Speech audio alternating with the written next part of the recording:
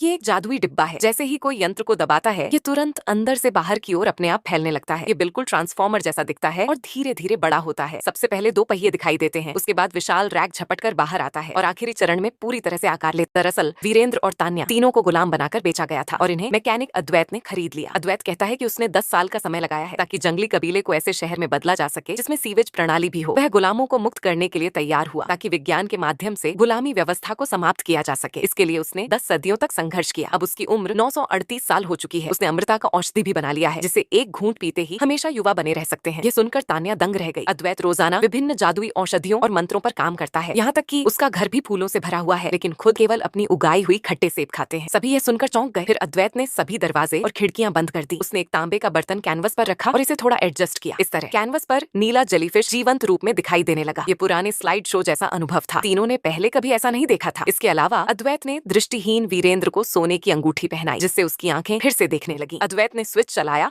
और पीछे black board पर नियंत्रण कक्ष चमक उठा। उसने जादुई दीपक उठाया और 3 बार रगड़कर उसे टेलीस्कोप पर रखा। उसी क्षण पीली रेतीला विशालकाय दिखाई दिया। अद्वैत ने केवल लीवर को धकेला और विशालकाय बीच में फंस गया। यदि यंत्र को फिर घुमाया जाए तो ऊपर के पंखों का यंत्र जोरदार आकर्षण उत्पन्न करता है। इस तरह सभी जादुई वस्तुएं यंत्र द्वारा निगल ली गईं। तान्या को समझ में आ गया कि अद्वैत सभी जादू को यंत्र के माध्यम से समाप्त करना चाहता है। अद्वैत ने जल्दी से समझाया कि वह केवल औषधि विशेषज्ञ है और उसने अपनी असली पहचान नहीं बताई। सब कुछ बिल्कुल सुरक्षित लग रहा था और उम्मीद थी कि सुबह तक वे घर लौट जाएंगे। लेकिन रात के खाने में एक घटना हुई। एक पक्षी ने लैंप शेड से टकराया। यह अद्वैत का डाक पंछी था। शहर के निवासियों ने एक राक्षस को देखा और मदद के लिए संदेश भेजा। वीरेंद्र का लड़ाकू उत्साह फिर से जाग उठा। आश्चर्यजनक रूप से ये वही सर्प पूंछ वाला मृतक राक्षस था जिसने उसकी आंखें खराब की थी। कृतज्ञता में वीरेंद्र ने तय किया कि वह निवासियों को खतरे से बचाएगा। लेकिन उसी रात तान्या ने एक डरावना सपना देखा। उसने सपना देखा कि वह अमृता की औषधि चोरी करने गई और जादू को सोखने वाले यंत्र में फंस गई। वह जागी तो पसीने से तरबतर थी। उसने तय किया कि वह किसी भी कीमत